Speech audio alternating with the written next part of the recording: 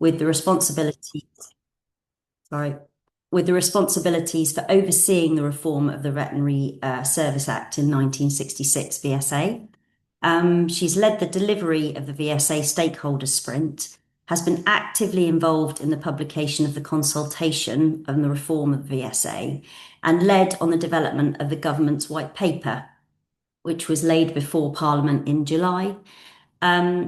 So Natasha is a graduate of the Civil Service Fast Stream and Surrey Business School. So hopefully she'll be able to answer all of our questions and will be best placed to provide the clarification that we're all looking for. Can I ask that you all remain on mute and that any questions you have, you put in the chat and we will sift through them and ask as many as we possibly can. So without further ado, I'd like to hand you over to Natasha. And as I say, Natasha, thank you very much for your time. We go. Great, thanks, Abby. Just checking you can all hear me okay? Yep. Perfect. I was saying earlier that I've been having some issues with my microphone, so if it cuts out at any point, please just wave at me and we'll find another solution.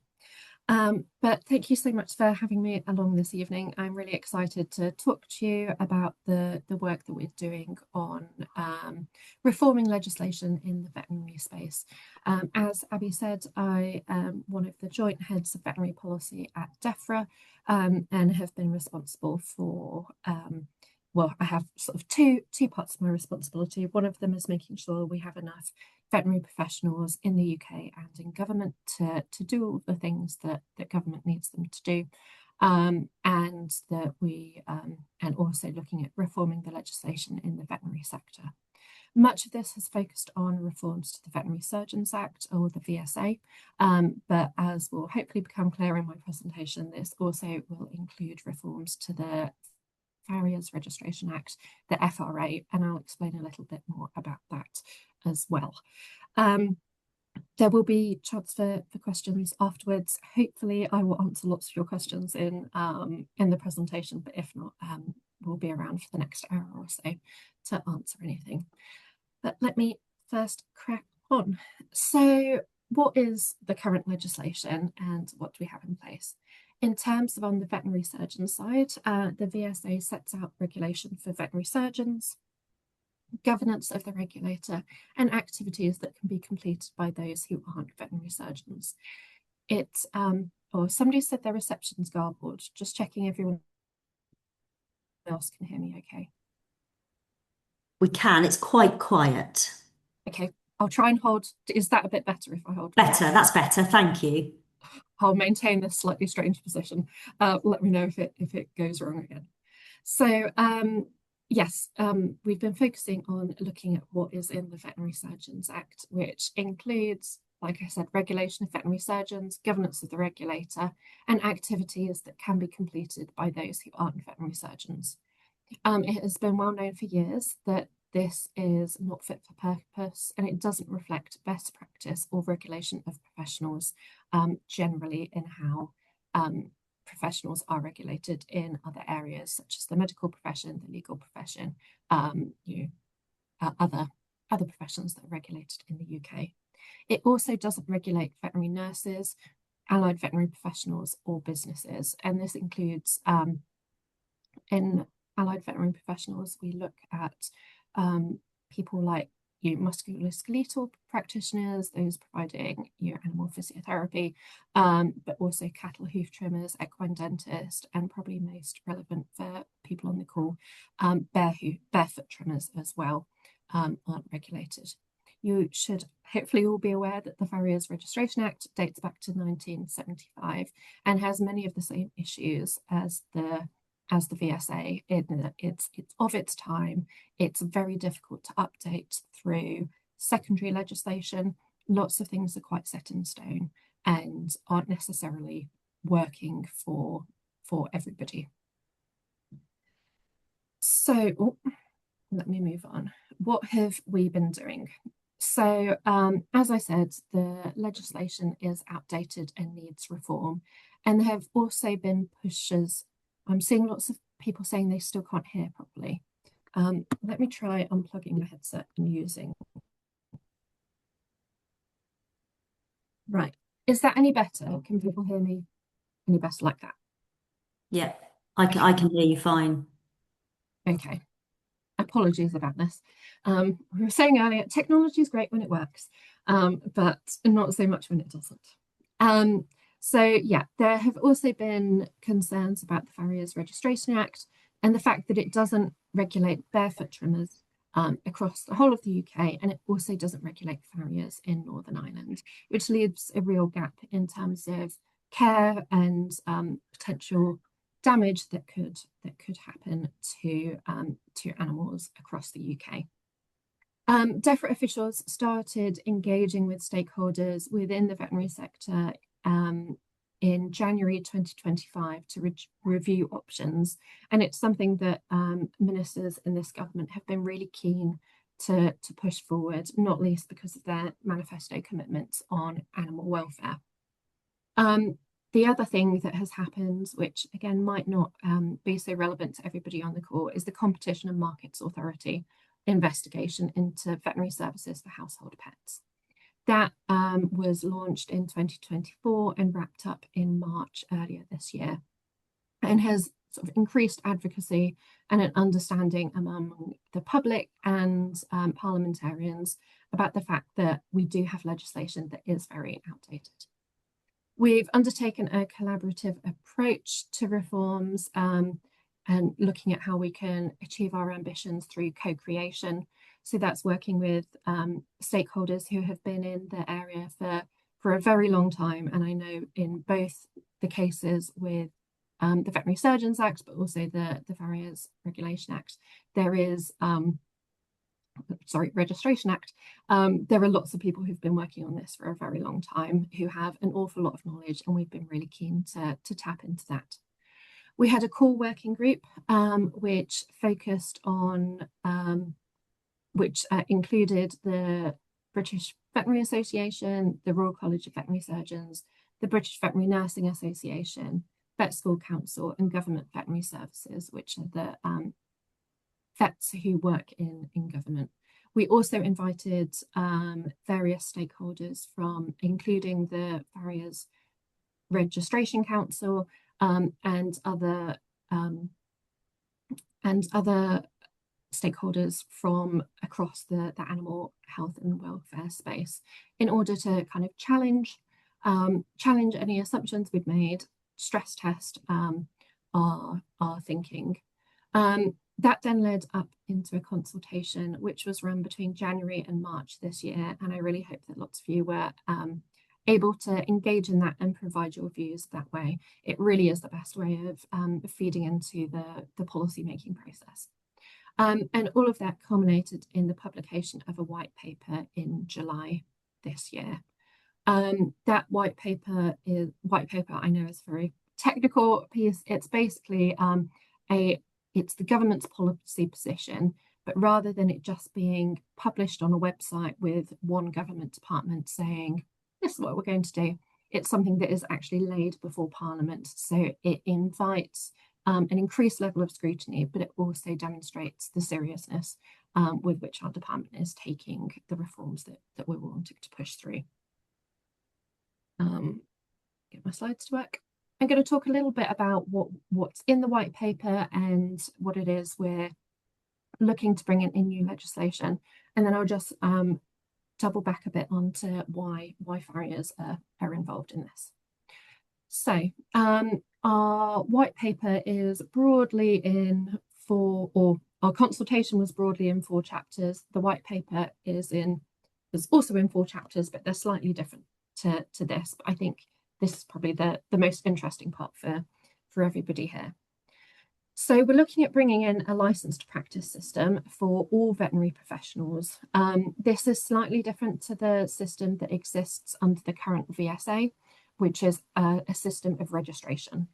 From a practical point of view, there shouldn't be an awful lot of difference for individual professionals, but there's a little more rigor in terms of the process that the regulator goes through in order to approve somebody as being licensed and able to act in complete certain activities. A licensed practice system is very much seen as as best practice among regulated professions, and again, that's professions all across the UK, from solicitors to medical professionals to conveyancers. It's very much seen as the best way of doing this.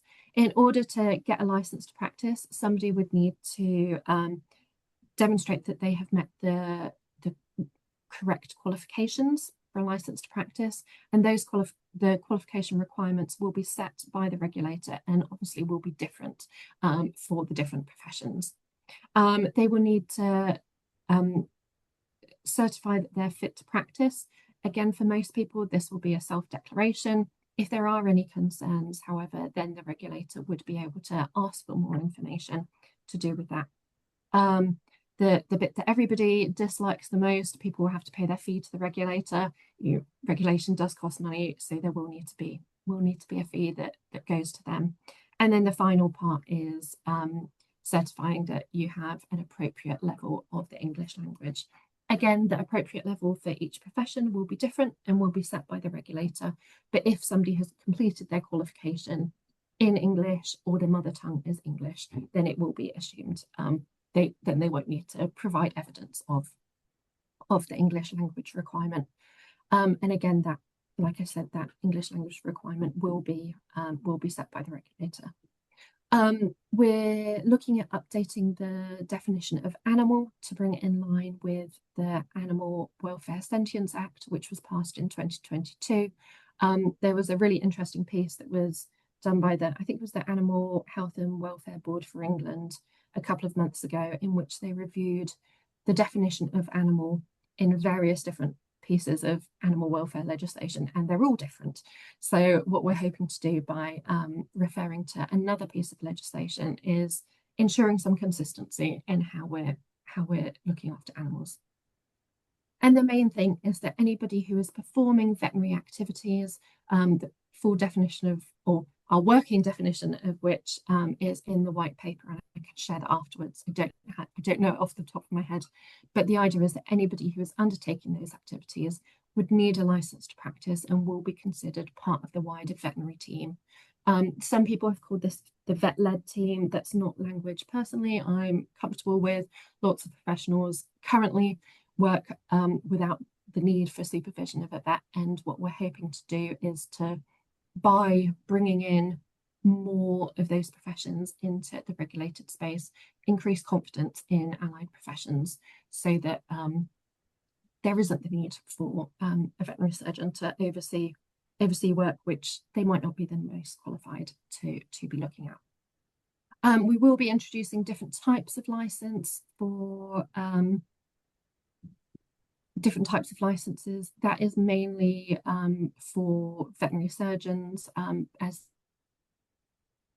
or omnipotential, as some people call it, which can lead to issues in terms of how we support people who have disabilities. I won't linger too much on that, as it might not be the most relevant here, but do feel free to look at the white paper if you're interested to know more. I'll move on to the fitness to practice process. And again, a fitness to practice process, rather than one that focuses on disciplinary procedures, is something that is, again, seen as best practice. It focuses on the current risk that an individual may pose to animals, the reputation of their professions, or the general public, rather than looking at past misdemeanors.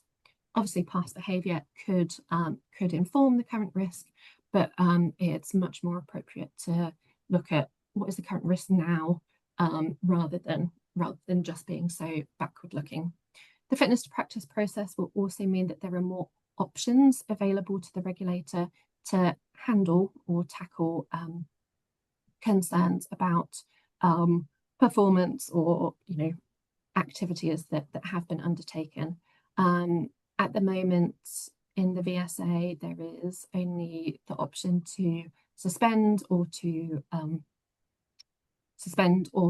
remove the license of somebody, but we're looking to open that up so that there are more options, such as there being conditions placed on somebody's license so they can carry on working, but in a particular area they might need supervision or some extra support. So that's fitness to practice. Regulation of businesses is something that I think has been a concern for a little while, and it's something that has definitely come to the fore because of the Competition and Markets Authority investigation. Back in 1966, when the VSA first came into force, you had to be a veterinary surgeon to own a veterinary practice. That is no longer the case, and there has been increased corporatisation of the sector, which has led to concerns about the competition within the market. So we're looking at bringing in a licensing system for businesses. The key, and this will apply to all businesses from really large sector hospitals that employ lots of people, right down to sole traders. However, there is going to be a very big difference in terms of how that's regulated and the burden that will be on those individuals or those businesses. What we're looking to do is make sure that there are standards that are consistent across the board in terms of when people are dealing with veterinary professionals to get care for their animals. And they will be things that any good business or sole trader is doing at the moment anyway, having good and safe equipment, making it clear how a client could make a complaint if they have a concern about something. Making sure there's good governance. If they're using medication, making sure there's safe processes in place for that. And I really hate to use the term minimum standards because I don't think that's right. But what we really wanted to do is make sure that there is a standard that everybody can expect when they interact with a veterinary professional. How that differs slightly based on the size of the business will be the information that has to be provided as evidence and the information that's provided as evidence and how inspections might be undertaken. So for a large hospital or something big like that has loads of big machinery and equipment and lots of staff, they would need to provide evidence for how they're meeting the requirements, and they might also then be subject to an inspection. This is something that, as with current inspections that the RCVS run under their practice standard scheme, it's something that's done at cost. So there's not necessarily a fee for the inspection, but the business would pay the fees of the inspector. We would not expect that to be happening for sole trader or small businesses. What we'd be expecting there is that evidence would be shared with the regulator, and that would be seen as enough unless there are then concerns that come in to the regulator. Where possible, what we will be doing is where there are sort of schemes of accreditation or things that that follow many of the same standards that we're looking at, again, that other accreditation could then be used as evidence of compliance with these business standards. So hopefully it's not too burdensome. There will be the opportunity, and again, it probably won't apply to many people here, but for businesses, there will be the opportunity for the regulator to then conduct spot inspections or risk-based inspections if they become aware of a concern and they need to investigate it a little further. And the outcomes of the inspections would be made available to the public. We're very aware of trying to avoid the kind of Ofsted single word rating of businesses. We really don't think that's appropriate, but instead looking at something that's a bit more like, I was describing it as a bit of like an MOT certificate, where there's various criteria and you pass or fail, or you pass or might have a minor infraction on it, and that would then be updated once the business has had chance to rectify anything that the regulator finds issue with. Again, for many of the people here, I wouldn't expect that you would be having inspections, so probably not something to worry about, but wanted you to be aware. And then finally, governance. So we've been looking at how we can make sure that the governance of the regulator is as strong as it can be, that the regulator has the powers it needs in order to carry out the things that we've discussed before. And when we were having that conversation, discussions about updates to the Farriers Registration Council also came up, and we realised that a lot of the changes the FRC were wanting to make were very similar to what we're looking at here. Alongside that, when we're having discussions about the wider veterinary team, which I mentioned earlier, we were really struck by the importance of there being cohesion in terms of how professionals in this space are regulated, so there aren't then conflicting standards that people are being held to, but instead we can have sort of a streamlined regulatory process that understands all of the different professions that are involved in that wraparound care for the animal, and making sure that there is that the regulation reflects that. As such, what we are proposing is having one regulator for the whole of the veterinary team, which would include farriers, and it would include barefoot trimmers, which we are looking to bring into regulation as well, to enable that, like I said, the streamlining and the cohesion of the regulatory space. I'll talk a little bit more about that in a moment, but the regulator would have sort of two arms, one of which focuses on the sort of regulatory licensing side of things. The other arm of the regulator would focus a bit more on the professional development and excellence side of things. So could look at fellowships and that kind of thing. Although I do appreciate that in the farriery space, you do have the Worshipful Company of Farriers, who we're not looking at you removing anything from them at any point. So onto the bit that you're probably most interested in: why are farriers being part of this? So the Farriers Registration Act of 1975 is also very out of date. There is legislation that seemed to be written in that period was done in a style that was very descriptive and also quite static, which means that it's very difficult to bring in updates to that legislation without completely restarting. That's something that I think was very much the style back then. It's very much not how we consider good legislation nowadays, where we do understand how technology and society and expectations really does shape what is expected. So we're really keen to make sure that there is up-to-date regulation for everybody. The other issue we're aware of is that farriers are not regulated in Northern Ireland, and barefoot trimmers are not regulated at all in the UK. We could have considered bringing in barefoot trimmers under the VSA on their own. However, it would have felt really bizarre to have barefoot trimmers regulated not by the same people who regulate farriers. Again, thinking about that read across that's needed and making sure there isn't that tension between different professions. I come on to the fourth point a little more in my final slide, but there is very little political time that is available for primary legislation. Each session of Parliament, which is about a year, there are 20 or 30 bills that go through for the entire government. So getting primary legislation time really is at a premium, and that is what we would need in order to bring in updates to the Farriers Registration Act or to regulate farriers in Northern Ireland.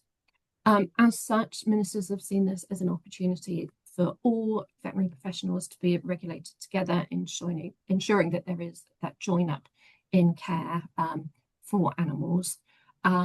And that's kind of why we're here. Hopefully have found the core helpful, but I can definitely talk a little more about that in the Q&A if that's helpful. I will just quickly come on to what is the process for all of this and when happen. Bringing in new primary legislation it's not a quick process. It doesn't happen overnight. I feel like people quite often hear of primary legislation when it's been announced or when a new prime minister or a new minister comes in and is just really passionate about one particular thing, and then it happens very quickly. That is not the norm for how we bring in new legislation. It takes years of process to develop the policy. We need to do a public consultation, which, like I mentioned, we did earlier in this year. And that really is our chance to gather views, make sure we're understanding the issue, and that any proposals we're putting through will tackle that. We then finalise the policy and before setting up a bill team. We're kind of in between those two processes at the moment. And then we need to secure a slot in the legislative programme. As I mentioned, there are between 20 and 30 bills that will be approved every session. So it's incredibly competitive, and that's why it's really important for us to be aware of the political will to do things. And there is an element of needing to be realistic about what can be achieved. Then once we've got that slot, we will gather collective agreement across government, make sure that all departments are happy with what we're doing, and see if there are any interactions with work that they've got on that we need to take consideration of. We will send instructions to the Parliamentary Council. They're the ones who actually then draft the bill. And then we get into and then the bill is created. This diagram that's on the right of the screen is then the process that something goes through once it's in the House. Now, bills either start in the House of Commons or the House of Lords, and they go through each of these stages: the first reading, second reading, committee stage, report stage, third reading, before then moving on to the other house. And while they're in each of the houses, there are amendments or debates that happen. People can ask for changes to be made to the law. And then what you have to do at the end is what is beautifully known as ping pong, where if the Lords have said they want something to change, it has to go back to the Commons for them to accept it. If the Commons want to change something, it goes back to the House of Lords to accept it until everybody within Parliament is happy. And at that point, it receives royal assent, and the bill then becomes an act, and it is law. I'd say that the ping pong stage and actually all of the bits that happen in Parliament really rely on good support from within the sector. Having a smooth passage for a bill is really important.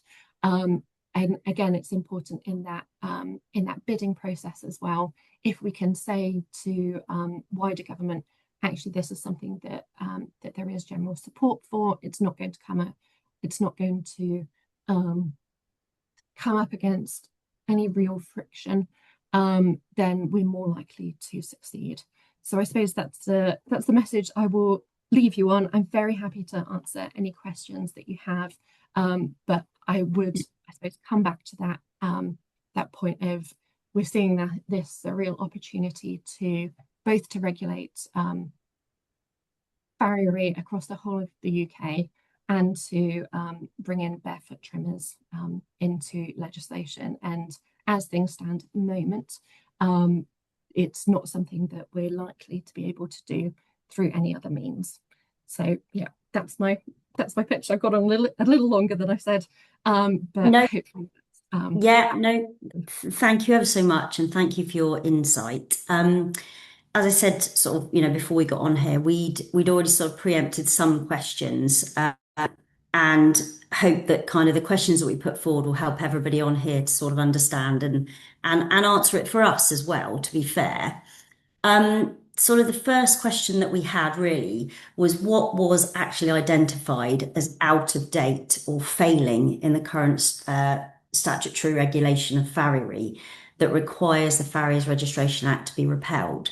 Because the one thing that you did say was with it being out of date, nothing could be changed easily, but we did have in sort of 2017, we had an SI notice which allows us to make minor changes, which in that date we did. So the one thing that we can't really see is what is identified as out of date and what is failing within our statutory regulatory system. Yeah, yeah, that's fine. So yeah, you are quite right. There was an update in 2017. However, when I've spoken about primary legislation, and I realise I've not explained that, that is the act that is the foundation for everything that can be done. You can then get statutory instruments, which are a form of secondary legislation, for which there is limited powers that can then be updated, that mean you can update parts of the act. You can't just rip up parts of the act and start again through secondary legislation. There have to be powers for that within the act. So bringing in legislation regulating farriers in Northern Ireland and bringing in the barefoot trimmers is not something that can be done through secondary legislation. That requires a new act. The other thing that we've identified that the Farriers Registration Council have been talking to us for quite a while is the setup and the governance of the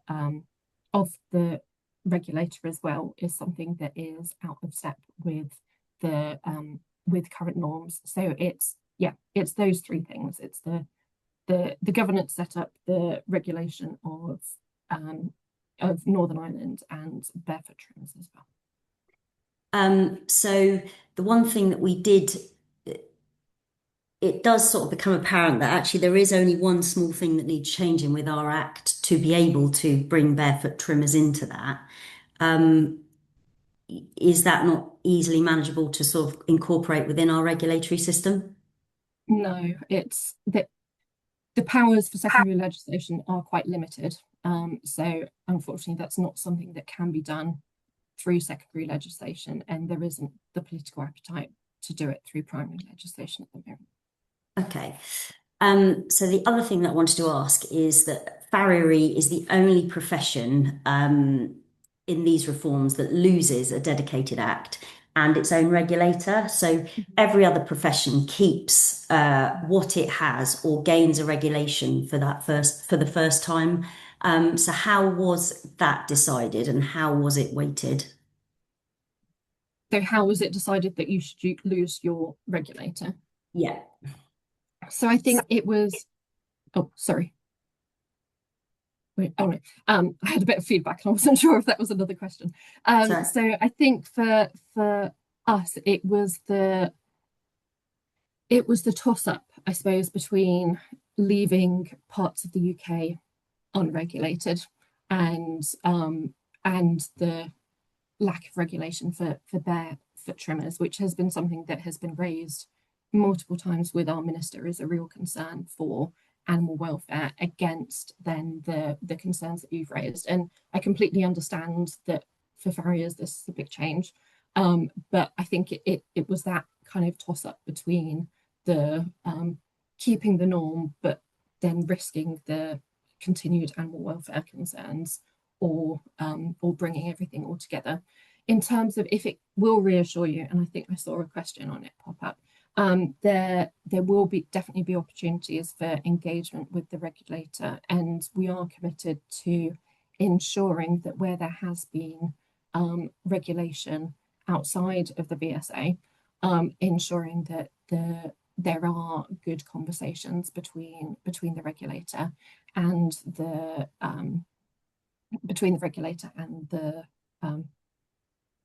existing regulators, to make sure that the key information is shared and that none of that knowledge is lost, because I don't want to.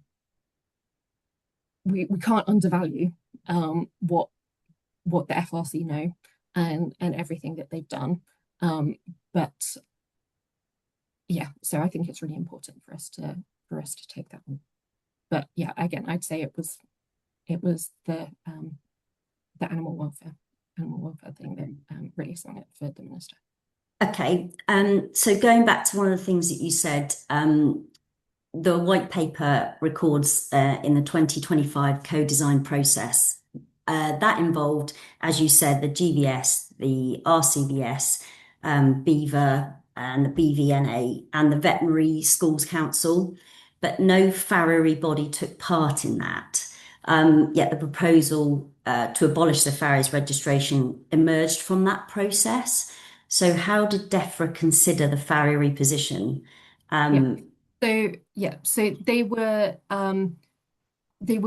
key people who were in lots of the discussions. We did also then have discussions with an awful lot of other people, including the Farriers Registration Council, who we've had differing views from them. I'm aware of their current position, and we are working with them to understand concerns and see how we can work through them. But I think I suppose, just reiterate that there is a very clear political steer that this is something that ministers are wanting to do. So really keen to understand how we can work with you to make sure that you're as happy as you can be. But yeah, the message is that is what ministers want to do. Because those decisions were made for any kind of regulatory body or farriery presence. We had engaged the FRC before that decision was made. So the written statement on the 28th of January told Parliament that allied veterinary professionals have no legal protection or title. But as a farrier, we've held that statutory title since 1975. And the white paper then states that the current disciplinary framework offers only 2 sanctions. In farriery, it offers 5, we offer 5. So alongside letters of advice or non-statutory warnings, will both be corrected? And does the department accept that the case for reform rests in part on an inaccurate description of farriery? So they weren't accurate with that. So the description in the white paper of the disciplinary process, that was referring to the disciplinary process of the Veterinary Surgeons Act rather than of the Farriers Registration Act. I can't remember. What was the one of January, sorry? So it was basically, it was saying that the farriers have held statutory title since 1975, but it was saying that allied professionals had no legal protective title. So we had no legal protection on our title. So that was an error. I suppose that was meant to be allied veterinary professionals thinking about their hoof trimmers, musculoskeletal practitioners. Yeah, and also it stated that we only had 2 disciplinary sanctions, but actually we have 5. No, I think so that, again, it was that another reference error. to the 2 disciplinary sanctions is in reference to the VSA. Okay, cool. So will that be changed? Because it isn't correct. I'd need to check the process for that. I think that's unlikely. But noted, your concerns are noted. Thank you. Okay, cool. And the other thing, so in Annex 3, places of duty, it places the duty of the regulator to consult professions about qualification standards, but it expresses it is applying to professions brought under a regulatory system sort of for the first time. So does that actual duty apply to farriers? Because we are already regulated. So how does that work? But under the new system, it'll be new for you. So yes, there would be. Our vision is that there would be a duty on the regulator to definitely engage, and we would. Obviously, I can't speak for the regulator. I would not be expecting that the qualification standards for farriers would be changing. Okay. So the other thing you said about Northern Ireland regulation has kind of given a reason for bringing farriers into the new framework. This is what I said earlier, is I do understand that can be achieved by a short amendment in the existing Act. So was that option assessed? And if so, why was it rejected? I know I touched on it earlier, but I just want to go back to that. Yeah. So, I mean, I obviously can't go into what ministers have said privately in discussions, but that's not something that that there just isn't the political will to do that, is, I'm afraid, all I can say. Okay, cool. So with the cost and probability, proportionality, Yeah. um, under the proposals, a farrier would pay an individual license, a business license fee, and possible inspection charges, and a share of an ombudsman levy. So does Defra have any working estimate of the total cost to a sole trader farrier? So we will be working on an impact assessment before a bill is brought in. I would not be expecting any levy from the Ombudsman would be part of the business regulation fee, and we would be looking at there being a tiered, I didn't mention that earlier, sorry, there being a tiered system for how much somebody would, or a business would be paying for the sorry, I'm getting distracted by some of the comments coming through, would be tiered for each of the for different types of businesses. So you wouldn't, as an individual, as a sole trader business, you wouldn't be paying the same as a business with more than 2 employees, or the same as a business with 500 employees. Okay. So at the moment they have no concept of that yet. They haven't. Yeah. Yeah. I would just say, and again, it will be for the RCVS to determine the fees, but I would say at the moment their fees are lower than the FRC fees. So there is potential for, while there will be some new fees, other fees might be coming down. Okay. Cool. So the white paper says this policy was developed alongside the government's regulatory action plan, which commits the government to reducing the annual administrative burden of regulation by 5.6 billion and to getting regulation out of the business's way. Do you think the proposed additions to licensing requirements will increase or decrease the regulatory burden on farriers? I wouldn't have expected it to make too much difference. Our hope is that the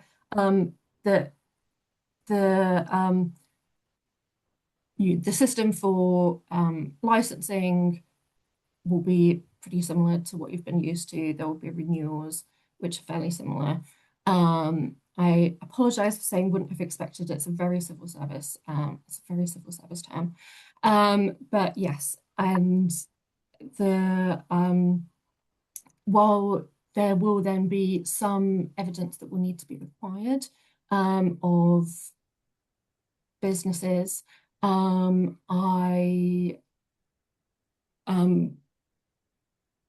yeah, well, there will need to be some evidence that's required. It's a lot of things that we're expecting a lot of businesses are doing already.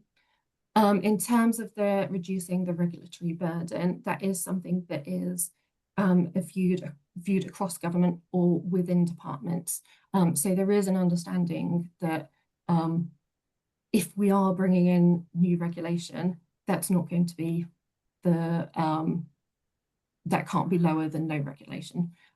So there is an understanding of that, but across the board, as Defra, we should be reducing the regulatory burden. The hope is also, I think, by streamlining the regulator, by streamlining the regulatory system, so having one regulator that deals with all of the animal welfare things, that should also bring in efficiencies as well.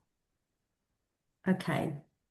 So sort of still on that subject a little bit, the white paper says that the fees will be sort of cost recovery subsidy between professions.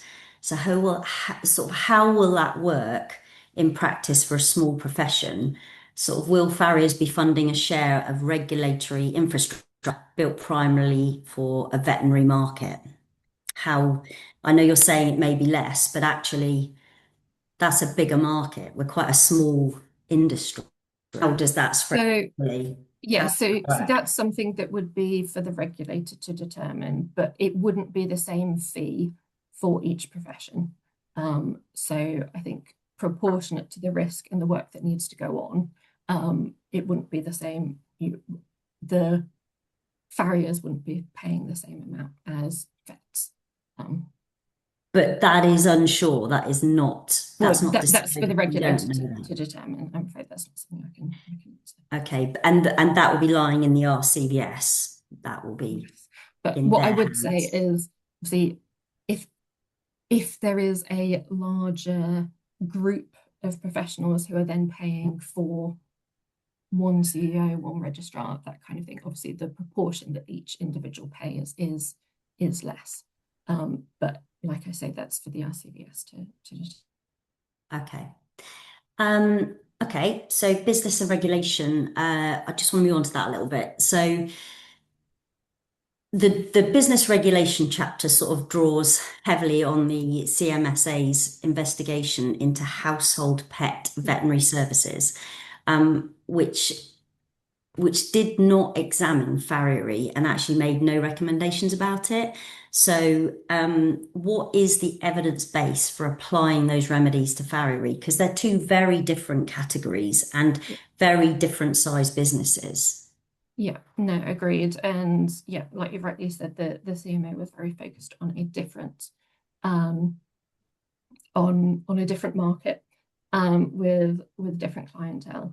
But I think the thinking of bringing that in across the board is that some of many more people have pets than they have household pets than they do larger animals. And I think there is a concern that some of the issues we have been seeing in the household pet area it are also happening elsewhere. They're just less visible. And I think it's what we're really wanting to achieve is that there is that, again, I don't like to use minimum standards, but there is that requirement for and that understanding of the standard that you will get when you are engaging in people who care for your animals. I think this is probably where we are finding this quite so difficult, is because we already have standards Yeah. and a very high standard. Our regulatory system it's exceptional within their standards, and our Yeah. educational system is exceptional with their standards across kind of worldwide. And I think this is where, this is so very not understandable. And probably where I feel we are kind of being done quite a large misjustice, because we were not in the initial discussions, or farriery, any part of farriery was not in the initial discussions. So it was discussed by people that had no concept of farriery. Veterinary they did, but not farriery. Yeah, that's kind of, I think, standards. Nobody's really talked about the fact that our standards are so high, and I'm not sure that these standards coming in are going to be as good as what we actually already have. Yeah, I feel our industry is sort of in jeopardy with, it's 50 years. This is kind of where this white paper makes us feel, I think, or I feel particularly. So leading on to qualifications and training, who will, if we're talking about farrier and standards, who will decide farrier's day one competency? And what sort of formal role will a practice farrier have, sort of, setting them up? Who will decide day one competency? Yeah. So it will be the regulator. And as I said, we will be working to make sure that there is join up between what happens now and regulator. I would be, again, I can't answer for the RCVS. I would be amazed if they changed the farrier qualifications. I think that's making work for themselves where they don't need it. And quite frankly, it isn't. It's not necessary. Like you say, you've had those standards for a long time, and there haven't been those issues with them. So I would expect that they would track across from what is what currently exists. But we will definitely be facilitating conversations to make sure that there isn't something that goes a bit balmy.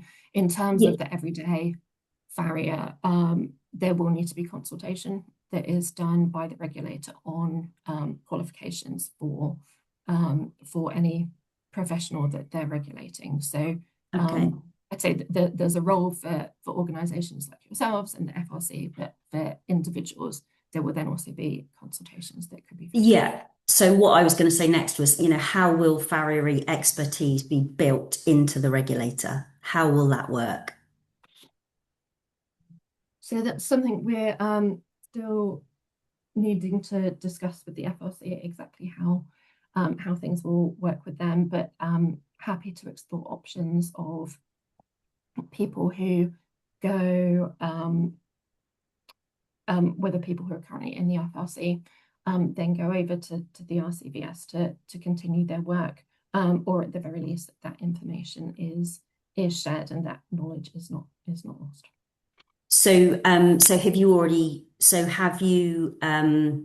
have they actually approached the FRC about that? Is that already started? Is it ongoing? How's that work? We're still having discussions with the FRC, and then we will be supporting. We will then be supporting discussions between the RCVS and the FRC. It's not something that's happened yet. Hopefully I showed that it's a long process, and I appreciate that that's frustrating, and there are certainties and sureties that we want now, but there is kind of a process that we do need to go through. Okay, cool. You did say, I think you said that the current qualification route and the approved training farrier pathway would carry over. Did you say that earlier? You were trying to. I'd expect it to, yeah. Okay, but that's not set in stone. Nothing is set in stone yet. We don't have new legislation, so nothing is set in stone. Okay, cool. So has Defra assessed has Defra assessed the risk to training capacity if sort of requirements changed during transition? So given the ATF qualification currently runs through a single provider, have they assessed that at all or not? Not yet, but like I said, I wouldn't be expecting the standards to change, and if they did, it wouldn't be immediate, and it would need to be done in a way that takes that into consideration. But again, that would be for the regulator to. Okay, and also, what about CPD requirements? What sort of CPD requirements is anticipated for farriers, and who will set that? Yeah. So again, that's something that would be set by the regulator. I would expect that they would be talking to the FRC about that, and the likes of the Worshipful Company of Farriers and other training providers. I think I appreciate that's the sort of thing that there's that is the real detail that you want to know, but until the regulator has the powers, until the regulator has the powers, they won't have yet determined that. And on that note, would the British Farriers and Blacksmiths Association be noted in that as well? Yeah, I can definitely do that from. Yeah, cool. That would be good. And with the scope of practice, farriers already practice autonomously under the current Act, but can Defra confirm that nothing in the new framework will introduce veterinary oversight of the farrier? Yeah, no, that's definitely not what we're looking to do. Okay, cool. Magic. I am very conscious of time. So I did have just one other thing. One that I did want to say was about barefoot trimming Mhm. and the regulatory trimmers. So regulating trimmers means that defining where trimming ends and farriery begins, basically. So setting trimmer scope also sets farrier scope.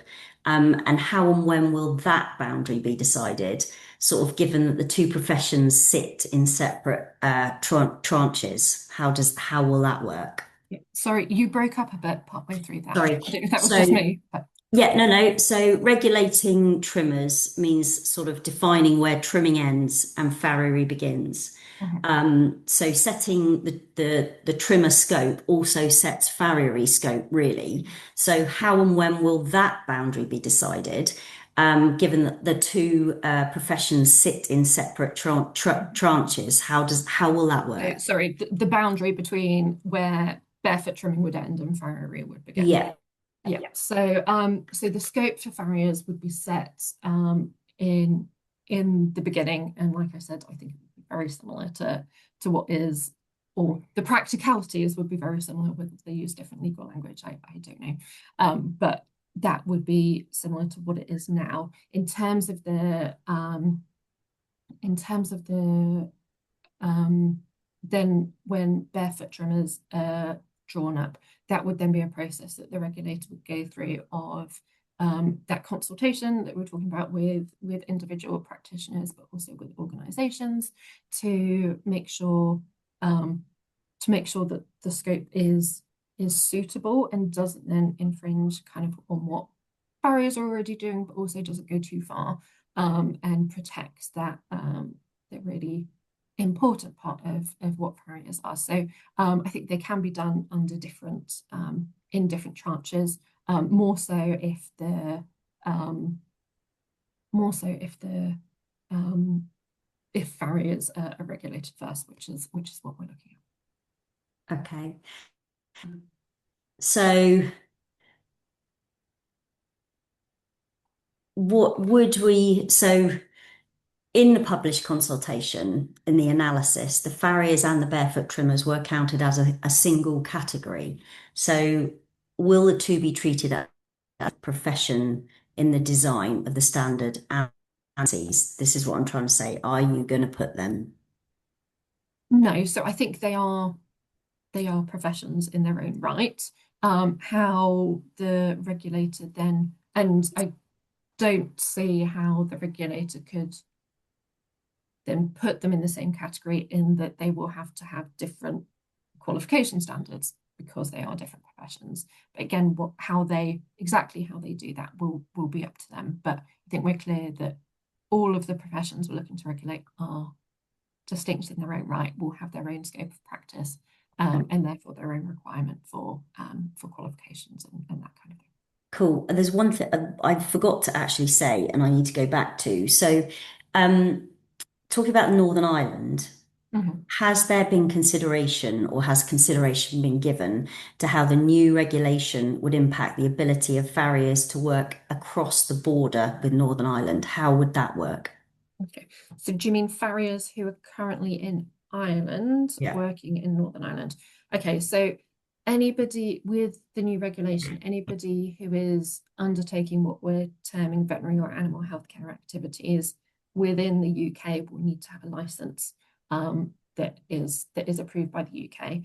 What currently exists, however, I know in the veterinary space is that there is a mutual reciprocity between VCI and the RCVS, with an understanding that they have similar requirements and similar standards. So potentially there is, forgive me, I don't know how farriery is regulated in the Republic of Ireland. So there could be something there.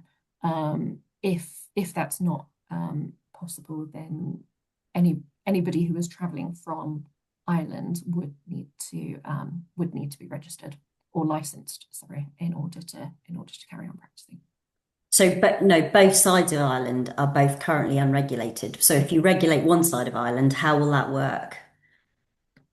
So So if you regulate anything. Northern Ireland, how will Southern Ireland? Because there's no how can you So test that? it's the line of where they're then practicing. So if somebody from the Republic of Ireland then comes into Northern Ireland to conduct farrier activity, they will need a license in order to do that.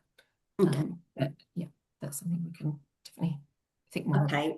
And I think you touched this, but I'm just going to check just for everybody. Going back to what I was kind of talking about is the transition. Will registered farriers transfer automatically, or will they need to apply? And will anyone currently registered face new requirements in order to keep practicing? How will Yeah, so I'm sorry, I'm coming back to this for the regulator sorry. to decide, but I would think that logic would tell me that there should be a transporting across. I'd say the only exception to that would be if there was any concern with fitness to practice. But like you said, that's probably caught through your fitness to practice and disciplinary processes anyway. But yeah. Okay. So really basically a lot hinges on the RCVS, but we're in stone yet. Okay. So my closing question that I've got here is what is the most useful thing that the BFBA can do over the next 12 months so that farriery is properly represented in this design? Yeah. Because at the moment, I don't feel farriery is. I feel as an association we need to fight for this and we need to be properly represented. And I think that we are left slightly out now. Yeah. Yeah. So I think the key thing will be as and when we have discussions with the RCVS, getting involved with that and making sure that there are that they understand how well regulated things are currently and how there needs to be a smooth transition. But yes, I think the key thing is keep asking questions. Thank you for having me along. I've seen some of the comments in the chat. I hope some people found it useful. I think keep engaging with us on this, but also then engaging with the RCVS as and when that comes along. And I think I appreciate that some people feel quite left behind at the moment. I think there's a process. We know who you are. We have engaged with you now, and we will bring you in when we can. I think you'll be aware I can't answer everything at the moment. Things are still fluid, and there are some things that are for the regulator to determine. But I think engaging in those conversations with them really is the best way. Thank you. So obviously, thank you so much for coming this evening. And there are many questions that have kind of been sent separately as well, and it's quite hard to keep on top of everything. But what I think, if you don't mind, if we can send an email with other questions that have come in this evening, would you mind if you replied to those and we could then send them out to everybody that is on this webinar so that we leave no stone unturned and actually everyone's questions. So we're not doubling up on questions. We can get everything answered that we want. Would you mind doing that? Yeah, that's fine. Perfect. Thank you very much. So if you're happy to do that, because I am very mindful of time and this is, time is precious. I would like to thank absolutely everyone for coming and you for giving up your time this evening. And if everybody just puts any questions that they want answered on the chat, we will get them answered as soon as we possibly can within the next week. Would that be viable, Natasha, if we get them across to you as soon as possible? Yeah, that's fine. I'm on leave next week, but do send them over and I will answer. Okay, perfect. We can actually download the comments in the chat as well, so we'll get them sorted to you as soon as we can. And thank you very much. Thank you for coming and thank you for giving us a really good insight into the white paper. And we will be sending you across an email with some more some more questions, I'm sure. Thank you very much. Thank you.